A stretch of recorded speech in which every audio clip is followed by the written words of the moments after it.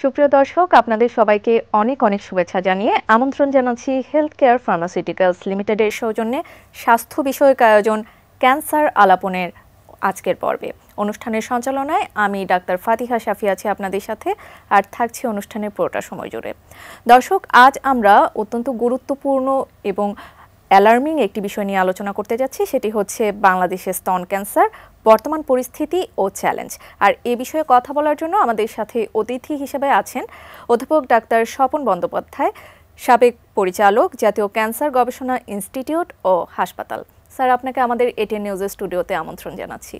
ধন্যবাদ এটিএন নিউজকে এবং হেলথ কেয়ার ফার্মাসিউটিক্যালসকে। আমাদের দেশে বেসিক্যালি ব্রেস্ট ক্যান্সার খুব অ্যালার্মিং রেটে বেড়ে চলেছে এবং এরকম একটা টপিক পিঙ্ক অক্টোবর হিসাবে আমরা যে জনগণের কাছে বার্তাটা পৌঁছাবো, সেটা অনেকটা উপকার করবে আমাদের মায়েদের, বোনদের, নারীদের। জি, আমরা যেরকমটা বলছিলাম যে খুবই অ্যালার্মিং একটি বিষয়। আমরা জানি যে পুরো পৃথিবীতে আসলে ডে বাই ডে ব্রেস্ট ক্যান্সারের রোগীদের সংখ্যা ক্রমাগত বৃদ্ধি পাচ্ছে। বাংলাদেশে আসলে এর প্রকোপ কীরকম? পৃথিবীর সাথে বাংলাদেশকে কোনোভাবে আলাদা করা যাচ্ছে না, কারণ আমাদের কতগুলো জেনেটিক্যাল কারণেই যে কোনো ক্যান্সারের উৎপত্তির কারণ জেনেটিক্যাল চেঞ্জ। সেই জেনেটিক্যাল চেঞ্জের বরং বাংলাদেশের প্রেক্ষাপটে নারীদের এই আঘাতটা একটু বেশি এবং একটু আর্লি। বেশি এই কারণে বলছি, শার্প 5 ইয়ার্স আগেও যদি আমরা বলি, নারীদের প্রথম ক্যান্সারটা ছিল জরায়ু মুখের ক্যান্সার। এখন 2024-এ বলছি, নারীদের ভিতরে 1 নম্বর ঘাতক ব্যাধি হচ্ছে ব্রেস্ট ক্যান্সার। যে কারণে সারা বিশ্বে অক্টোবর মাসকে পিঙ্ক অক্টোবর দ্বারা অ্যাওয়ারনেস বিল্ডিং কাজটা করা হয়। আরও একটু জটিল জায়গা বলি, আমাদের দেশে এভরি 8th উম্যান, অর্থাৎ প্রতি 8 জনে 1 জন নারী 25 ঊর্ধ্ব, তারা কিন্তু ব্রেস্ট ক্যান্সার ঝুঁকিতে রয়েছেন। সো এটা একটা হিউজ বিষয়। বেসিক্যালি আমাদের জনসংখ্যা কিন্তু অনেক। জি, এটা একটা ম্যাসিভ রেশিও। আপনি বললেন যে এই 8 জনের মধ্যে আসলে 1 জন মানুষ ব্রেস্ট ক্যান্সারে আক্রান্ত হচ্ছে। তো সেক্ষেত্রে কোনো লক্ষণ বা উপসর্গ দিয়ে কি আসলে রোগীরা কনফার্ম হতে পারে কিনা? লক্ষণ উপসর্গ অন্যান্য ব্যাধির যেগুলো, এটার সাথে একদমই রিভার্স। কোনো লক্ষণ উপসর্গ বলতে হাইলি অ্যাওয়্যার কোনো যদি মহিলা হয়, ব্রেস্টে একটা চাকা অনুভব করতে পারবে, যেখানে কোনো পেইন নাই, কোনো কালার চেঞ্জ নাই। আমি বলছি আর্লি স্টেজে। অ্যাওয়ারনেস বিল্ডিংয়ের কারণ হচ্ছে আর্লি যদি এই ক্যান্সারটা ক্যাচ করা যায়, ব্রেস্ট ক্যান্সার, দেন কিন্তু কিওর রেটটা অলমোস্ট 80% অ্যান্ড অ্যাবাভ, যেটা অন্য ক্যান্সারের ক্ষেত্রে প্রযোজ্য নয়। সিমটমলেস কিন্তু একটা চাকা আছে। এই বক্তব্যটা শুধু ওই সচেতন নারীর হৃদয়ে মনে আসবে তখন যখন উনি ব্রেস্ট ক্যান্সারের এইরকম অ্যালার্মিং রেটটা জানবে। স্বাস্থ্য কেয়ার গিভার ইনস্টিটিউশনগুলো, মিডিয়াগুলো এগুলো নিয়ে মেসিভ আকারে, আমি মোবাইল অপারেটরদের অনেক সময় আহ্বান জানাই একটা মেসেজ ক্রিয়েট করা, কারণ আমাদের মেয়েদের ব্রেস্ট একটু গোপনাঙ্গ হিসাবে স্বীকৃত এবং এই বিষয়ে কথা বলতে গেলে ইন্টারনালি, মানে হেড টু হেড যদি কমিউনিকেট করতে পারে, it is only media. So আমি মনে করি শিক্ষা প্রতিষ্ঠান, স্বাস্থ্য শিক্ষা প্রতিষ্ঠান এবং মিডিয়া সামগ্রিকভাবে যদি একটু কাজ করে, তাহলে কিন্তু আমাদের টার্গেট হচ্ছে আর্লি ডিটেক্ট করা। আর্লি মানে স্টেজ 1 অথবা 2।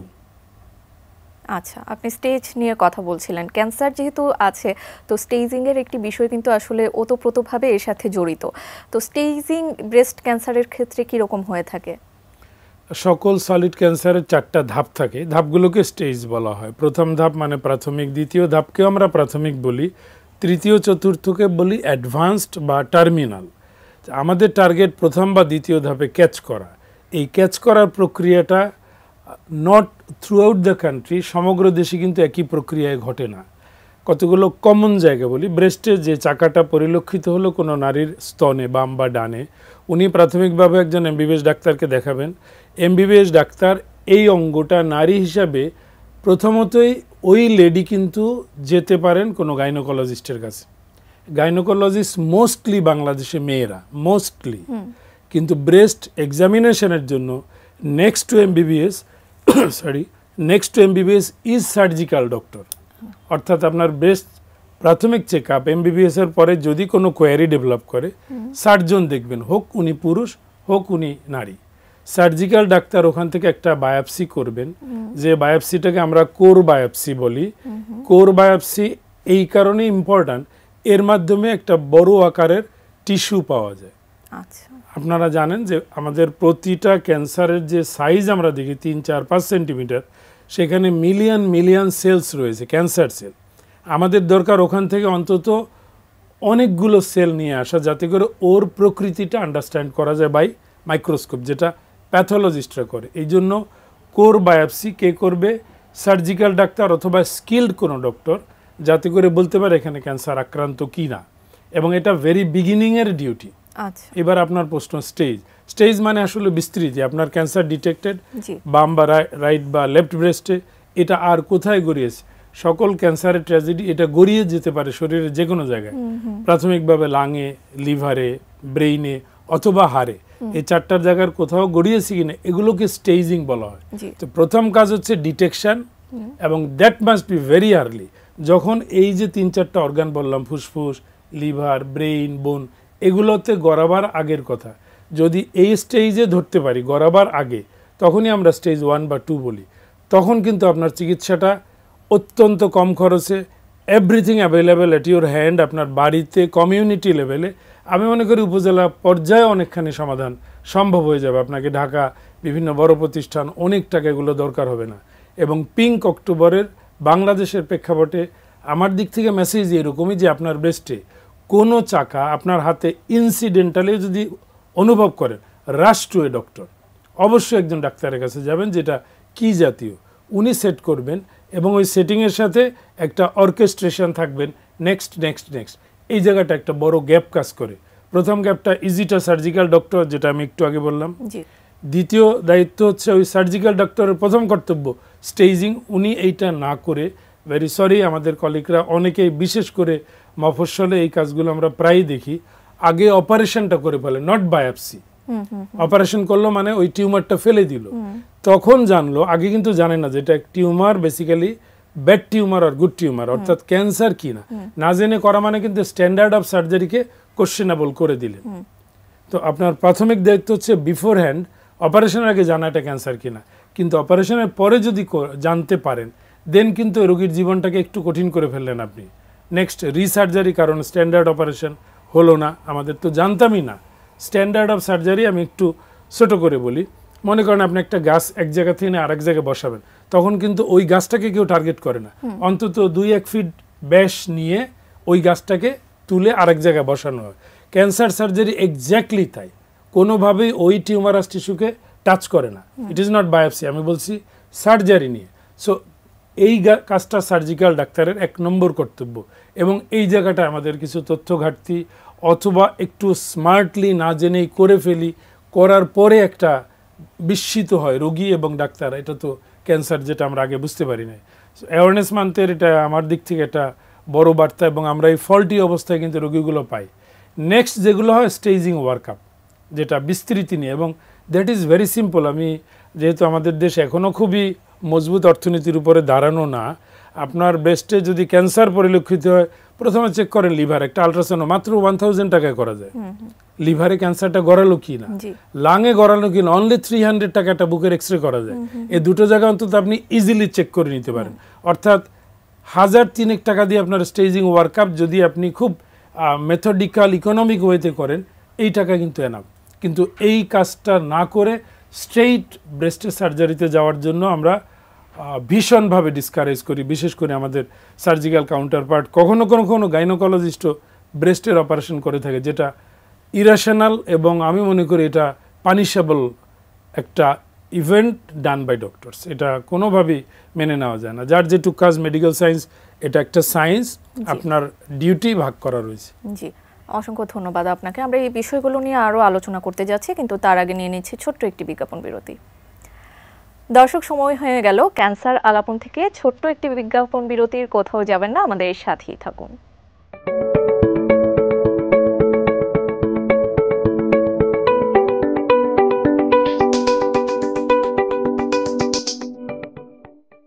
বিজ্ঞাপন বিরতির পর আবারও আমন্ত্রণ ক্যান্সার আলাপনে। আমরা কথা বলছিলাম বাংলাদেশের স্তন ক্যান্সার বর্তমান পরিস্থিতি ও চ্যালেঞ্জ নিয়ে, সাথে আছেন বিশেষজ্ঞ একজন চিকিৎসক। স্যার, এবার জানতে চাইবো যে এই যে ব্রেস্ট ক্যান্সার হচ্ছে, ঝুঁকিটা আসলে কাদের বেশি? নাম্বার 1 হচ্ছে আপনি নারী হিসেবে জন্মগ্রহণ করেছেন, that is the first factor. মেয়েদের এই ক্যান্সারটা বেশি হয়, পুরুষদের হয় না তা বলছি না। নাম্বার 2 আপনার বয়স, আপনার বয়স যত বাড়বে ব্রেস্ট ক্যান্সারের ঝুঁকি তত বাড়বে। নাম্বার 3 আপনি কি নালী পারাস, অর্থাৎ আপনার লাইফ টাইমে কখনো বাচ্চা ছিল কি ছিল না। যাদের বাচ্চা আছে তাদের ঝুঁকিটা একটু কম। যারা বিবাহিত এবং লম্বা সময় কন্ট্রাসেপটিভ ইউজ করেন, ওগুলোকে স্ট্রোজেন বলা হয় মোটামুটি। স্ট্রোজেন কিন্তু ব্রেস্ট ক্যান্সার কজেশনের one of the reasons. So লম্বা সময় যারা কন্ট্রাসেপটিভ পিল নিচ্ছে তারা কিন্তু এই ঝুঁকির ভিতরে রয়েছে। যাদের মা খালা ডিরেক্টলি ব্রেস্ট ক্যান্সার আক্রান্ত, তাদের কিন্তু মেয়েদের বা ভাগ্নিদের এই ক্যান্সার আক্রান্ত হওয়ার ঝুঁকি বেশি। মোটা দাগে এগুলো রিস্ক ফ্যাক্টর এবং মডিফায়েবল কতগুলো ফ্যাক্টর রয়েছে, যেটা আমাদের খাদ্যাভ্যাস, ট্রান্সফ্যাট। আমরা এখন একটু আর্নিং বেশি হিসাবে বেশিরভাগ লোক একটু ফ্রাইড খাবার এবং প্রস্তুতকৃত খাবার, টিন্ড খাবার, এগুলোতে অভ্যস্ত হয়ে যাচ্ছে। এতে প্রচুর ট্রান্সফ্যাট থাকে। ট্রান্সফ্যাট যে কোনো রোগ, কার্ডিওলজি, ডায়াবেটোলজি এবং আমাদের ক্যান্সার, তিনটার পিছনে কিন্তু ট্রান্সফ্যাটের বিরাট ভূমিকা। সো খাদ্যাভ্যাসের ভিতরে green leafy vegetables, fresh fruits, এগুলোকে যদি ইনকর্পোরেট করেন, ট্রান্সফ্যাটকে না বলেন, তাহলে কিন্তু আপনি ঝুঁকি একটু হলেও কমে যাবে। অ্যালকোহল, আমি ঠিক স্ট্যাটিস্টিক জানি না, অনেক মেয়ে এখন গ্রহণ করে। সো অ্যালকোহল একটা risk factor, smoking another risk factor. এগুলো মডিফায়েবল, আপনি চাইলে কিন্তু এগুলোকে বর্জন করতে পারেন। আপনি চাইলে লাইফস্টাইলে একটা গতি আনতে পারেন। You can swim, you can sport, আপনি কোনো না কোনোভাবে জিম করতে পারেন। এগুলো আপনাকে প্রোটেক্টিভ ভূমিকা দিবে। তো আমরা ঝুঁকিপূর্ণ জায়গা জানলাম এবং কাদেরকে বেশি হয়, এই লোকগুলোর জন্য একটু বাড়তি সামাজিক অ্যাটেনশনও লাগে। যেমন যে মায়ের ব্রেস্ট ক্যান্সার রয়েছে, তার মেয়ের একটু চেক আপ করা আর্লি। আমি যদি 25 থেকে বলি, তাহলে ওনাকে আসলে 25-এ আসতে হবে ডাক্তারের কাছে। ওনার কোনো লাম্প নাই, কোনো সিমটম নাই, কোনো চাকা নাই। সো ওনাকে একটা রুটিন চেক আপ একজন MBBS doctor, preferably lady doctor, দেখলো হাত দিয়ে তার ব্রেস্টে কোনো চাকা রয়েছে কিনা। বেশি ভালো হবে যখন রোগী নিজে হ্রাস করবে, উইদাউট উপসর্গ, উইদাউট কোনো সাইন, তখন এই অ্যাওয়ারনেস মান্থটা আসলে সাকসেসফুলি, এবং ওই যে টার্গেট স্টেজ 1-2 এবং কিউরেবল ক্যান্সারের তালিকায় কিন্তু ব্রেস্ট ঢুকবে। Although number 1 cancer among female, কিন্তু এটা কিন্তু কিউরেবলের রেট অনেক বেড়ে যাচ্ছে মেডিকেল সায়েন্সের ডেভেলপমেন্টের সাথে। আচ্ছা, আমরা যেরকমটা জানি যে কোনো ক্যান্সারই একটি মাল্টিডিসিপ্লিনারি একটা অ্যাপ্রোচের মধ্য দিয়ে আসলে যায়। ব্রেস্ট ক্যান্সারের ক্ষেত্রে আসলে চিকিৎসা পদ্ধতিটি কীরকম হয়ে থাকে? এই multidisciplinary approach at the moment, being x director, আমাদের ওই প্রতিষ্ঠানে কোনো না কোনোভাবে চলছে। এটাকে আমি বলবো না not at the high level of standard. সেটার কারণ হচ্ছে নাম্বার অফ পেশেন্টস অনেক। আমি মনে করি this is the single target, যেটার মাধ্যমে একটা রোগীর আইদার সার্জারি অথবা তাকে অন্য কোনো therapy like chemotherapy, radiation, targeted therapy, immunotherapy, lot of things এখন অ্যাভেলেবল, সবগুলো বাংলাদেশ। কে রোলটা আগে প্লে করবে, এবং এই রোল প্লেয়িং যিনি, এটা কিন্তু একটা team work. It's like a cricket team, 11 জন খেলবে, বাট কে কখন কোন অর্ডারে খেলবে সেই অর্ডারটা সেটেল করে মাল্টিডিসিপ্লিনারি টিউমার বোর্ড। আনফর্চুনেটলি এটা প্রাইভেট প্রতিষ্ঠানে ওইভাবে নেই। সরকারি জায়গায়ও অ্যাট দ্য মোমেন্ট আমি নাই বললেই খুশি হব, থাকাটা কাম্য। এখন ব্যক্তিগতভাবে আমি ইয়াংস্টারদের বা জনগণকেও অনেক সময় বলি যে আপনি একজন ডাক্তারের যদি প্রাইভেট চেম্বারে যান, সেখান থেকে কিন্তু উনি by WhatsApp, by any means of electronics অন্য ডাক্তারকে ইনভলভ করে নিতে পারেন। মানে ঢাকা শহরে যদি আমি পূর্ব প্রান্তে প্র্যাকটিস করি, আরেকজন পশ্চিম প্রান্তে, ওনারা দুইজন একীভূত হলেন না। আমি বলছি সার্জন পশ্চিমে, অঙ্কোলজিস্ট পূর্বে, প্যাথোলজিস্ট দক্ষিণ। এনাদেরকে কিন্তু by electronic means you can get them together very easily, এবং পেমেন্টও ওরকম লাগবে না, কারণ এই অনলাইন ইস্যুটা আসলে কস্টলি না। শুধু ডিভোশন অফ দ্য ডক্টর এবং ডিম্যান্ড ফ্রম দ্য কমিউনিটি মানে আপনি, ডিম্যান্ড আপনার কাছ থেকে যদি আসে, তাহলে কিন্তু আমি একটু অ্যাওয়্যার হব। বিইং ডক্টর আমি অনেকটা জায়গায় রিল্যাক্টেন্ট বোধ করি ফ্রম আওয়ার সাইড। আমাদের অনেকটা লিমিটেশনস রয়েছে, এই জন্য অ্যাওয়ারনেসটা অ্যামাং পিপল হলে আমি এবং আমরা, মানে চিকিৎসা প্রদানকারী ব্যক্তি, প্রতিষ্ঠান, সকলে কিন্তু আরেকটু স্মার্টার হবে। দেন কিন্তু আমাদের রোগীগুলোকে কিন্তু এই যে এই মুহূর্তে ইন্ডিয়ান ভিসা অফ রয়েছে, জি। এরা কিন্তু হিউজলি ট্রাবল শুটিং পর্যায়ে রয়েছে, কিন্তু we can take the challenge but together. Individually challenge নেওয়াটা আসলে মুশকিল। টুগেদারনেস মানে multi disciplinary tumour board, that is the single solution of any solid cancer. জি, আপনি যেরকমটা বলছিলেন এবং আমরাও জানি যে পিঙ্ক অক্টোবর মাস ক্যান্সার সচেতনতা বৃদ্ধির জন্য আসলে আপনারা কাজ করে যাচ্ছেন। সচেতনতা বৃদ্ধির ক্ষেত্রে আমাদের বিষয়টির সাথে মিল রেখে বলতে চাই যে কি কি চ্যালেঞ্জ আসলে আপনারা মোকাবেলা করছেন? চ্যালেঞ্জ বলতে আসলে স্টিল রোগগুলো হচ্ছে কমিউনিটির, কিন্তু অ্যাওয়ারনেস বিল্ডিং যে কাজগুলো সেগুলো কিন্তু প্রাতিষ্ঠানিক এবং হেলথ প্রতিষ্ঠান অনলি। আমি খুশি হতাম যদি কোনো গার্লস স্কুলে, কোনো গার্লস কলেজে একটা র্যালি হতো অক্টোবর মাসে, pink October, to mark the date, কারণ ওনার তো এক সময় ক্যান্সারটা হতে পারে। আজকে যিনি 9-10-এর ছাত্রী অথবা ইন্টারমিডিয়েট অথবা অনার্স, সে কিন্তু কোনো না কোনো সময় ব্রেস্ট ক্যান্সারের রোগী হিসেবে আমাদের কাছে আসবে। সো কমিউনিটি লেভেলের যে চ্যালেঞ্জ, সেই দায়িত্ব নেওয়ার জায়গাটা কিন্তু সোসাইটিতে তৈরি হয় না।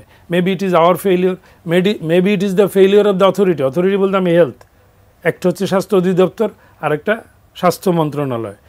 এই দুইটা জায়গার পাশে ওয়াই নট বেসরকারি অর্গানাইজেশনস, কেউ কেউ বিচ্ছিন্নভাবে কাজ করে, কিন্তু আমি মনে করি target people is your schools, colleges, universities, এবং যদি আমি মনে করি ফিমেল মাদ্রাসা, ওয়ার এবার আমাদের মেয়েরা যেখানেই আছে তাদের ভিতরে 15 এইজের দিকে যদি এই বার্তাটা দিয়ে দেন যে লাইফ টাইমে 15 বছর মেয়েটা 30-তে ক্যান্সার আক্রান্ত হয়, so she will be starting checking যে ওনার ব্রেস্টে কোনো চাকা পরিলক্ষিত হচ্ছে কিনা। এইটা challenge from the community. Health care provision অর্গানাইজেশনসের একটা বড় চ্যালেঞ্জ রয়েছে অ্যাট দ্য মোমেন্ট। রিপিটেডলি আমি বলে যাচ্ছি, অনলি সাবেক 8টা মেডিকেল কলেজ, এগুলোকে বিভাগীয় বললে মানানসই হয়, ওখানে সামহাউ ক্যান্সার ডিপার্টমেন্ট রয়েছে by the name of radiotherapy.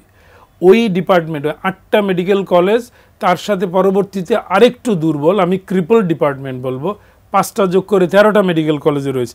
অর্থাৎ সারা দেশে সব ডিস্ট্রিক্টে কোনো অঙ্কোলজিক্যাল পোস্ট, এই ক্রিয়েশন অফ মেসেজেস, এগুলো তৈরি করার জন্য তো ডিফাইন্ড বডি দরকার হবে যিনি এটা নিয়ে ফাইট করবেন এবং ফিল করবেন। So if there is no fighter, যদি আমি একটা জেলা সদর বলি পঞ্চগড়ে নেই, তাহলে এই বিল্ড আপ কাজটা হেলথ প্রতিষ্ঠান থেকে কিন্তু হচ্ছে না।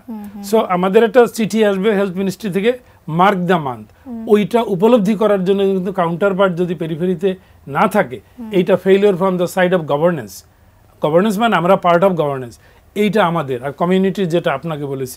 আর lastly I am very happy, প্রতিটা চ্যানেল অলমোস্ট অক্টোবরে একটা কাভারেজ করে, একটা প্রোগ্রাম করে, সেটা কিন্তু touching the heart of the people. এর কারণে কিন্তু আমাদের মেয়েরা, আমাদের অনেকটা পজিটিভ দিকও রয়েছে। লাস্ট 20 ইয়ার্স অর মোর আমি এই লাইনে কাজ করছি। এখন কিন্তু ব্রেস্টের চাকা নিয়ে, ছোটোখাটো চাকা নিয়েও কোনো ছোটোখাটো বাচ্চা মানে আমি বলবো 20 বা তার বিলো, ডাক্তারের চেম্বারে অথবা হেলথ ইনস্টিটিউশনে চলে যায়। Is it anything wrong? কোনো মায়ের গন্ডগোল থাকলে সে তার মেয়েটাকে এনে নিয়ে আসে যে আমার মেয়েটাকে একটু চেক আপ করে দেন। It started very slowly, but এইটাকে আপনি মোমেন্টাম দিবেন throughout the whole community. Community মানে 180 মিলিয়ন, 18 কোটি লোকের দরজায় যেন বার্তাটা পৌঁছে যায় ফ্রম এনি এন্ড। আমি মনে করি we are doing some better, but limitation still is there. আচ্ছা, আমরা আশাবাদী যে সেই লিমিটেশনসগুলো আমরা ওভারকাম করতে পারবো খুব তাড়াতাড়ি। এবার জানতে চাইবো যে স্তন ক্যান্সার নিয়ে একটা কিন্তু ভ্রান্ত ধারণা কাজ করে, যেরকমটা আপনি সার্জিক্যাল অ্যাপ্রোচের একটা কথা বললেন।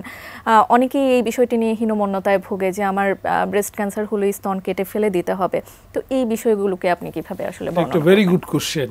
আমাদের সার্জারির যে ডেভেলপমেন্ট হয়েছে লাস্ট 10 ইয়ার্স, আমি বলবো সার্জারিটাকে বলা হয় ব্রেস্ট স্পেয়ারিং সার্জারি। অর্থাৎ আপনার এই বিউটিফুল অর্গানের সৌন্দর্য প্রোটেকশনের সাথে শুধু টিউমারটা ফেলে দেওয়া, এবং skill doctors are there, skill surgeons are there, at least in the city of Dhaka. কি করতে হয়? ওই যে বায়োপসি বলেছি, বায়োপসি করার সময় একটা মার্কার বসিয়ে রাখতে হয়। মার্কার মানে যেটা আপনি আলট্রাসাউন্ড বা বিভিন্ন ওয়েতে খুঁজে পাবেন, এবং পরবর্তীতে যখন সার্জারি হবে, অনেক সময় লেটে আসে, স্টেজ 3-4-3-তে যদি আমরা কেমোথেরাপি বা এই জাতীয় চিকিৎসার পরে সার্জারিতে পাঠাই, ওই যে মার্কারটা ব্রেস্টের উপরে বসানো, ওটা কিন্তু টার্গেট দিবে সার্জনকে যে তুমি শুধু এটুক ফেলে দাও, পুরা ব্রেস্ট ফেলতে হবে না। So breast sparing surgery individual case based, but it is technically feasible at the moment. এটা কিন্তু খুবই প্রয়োজনীয় একটা বিষয়, কারণ মেয়েরা ডিসহার্টেন্ড হয়, দাম্পত্য ঝামেলায় পড়তে পারে, মনস্তাত্ত্বিক ঝামেলায় পড়তে পারে, এবং এভরি ডক্টর শুড অ্যাড্রেস ইট। এটা সিঙ্গেল একটা টিউমার রিসেকশন বলতে যা বোঝায় তা না, ইট ইজ আ ফ্যামিলি, একটা অপারেশন মানে একটা ফ্যামিলি। এবং এটা কিন্তু মানে এটা কোনো নিউ ট্রেন্ড, অনেক বছর আগের থেকে হচ্ছে, কিন্তু কমিউনিটির কাছে এই তথ্যটা এখনো যায় না। আমাদের কিছু নারী রয়েছে ভেরি আনফর্চুনেটলি যাদেরকে শুধু টিউমার ফেলে দেওয়া যাবে, ওনারা ইনসিস্ট করেন, ওনাদের ভয়টা এরকম যে আমার ব্রেস্টটাই ফেলে দেন, এরকম মেয়ে কিন্তু প্রচুর। এটা কিন্তু সায়েন্টিফিক অ্যাপ্রোচ সব ক্ষেত্রে না। আচ্ছা, অসংখ্য ধন্যবাদ স্যার আপনাকে আপনার অত্যন্ত সুন্দর উপস্থাপনার জন্য। আসলে অনেক কিছুই আপনার কাছ থেকে জানার ছিল, কিন্তু সময় স্বল্পতার জন্য আজ সম্ভব হয়নি। আমরা পরবর্তীতে আবারও এই বিষয়ে আলোচনা করার চেষ্টা করব।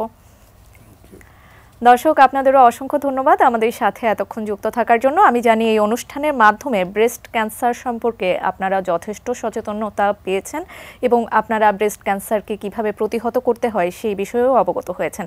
আর আপনারা এই বিষয় নিয়ে অবগত হলেই আমরা অনুষ্ঠানের যথার্থতা খুঁজে পাবো। পরবর্তী পর্ব দেখার আমন্ত্রণ জানিয়ে আজকের মতো এখানেই শেষ করছি। সে পর্যন্ত সবাই ভালো থাকবেন, সুস্থ থাকবেন, এটিএন নিউজের সাথেই থাকবেন।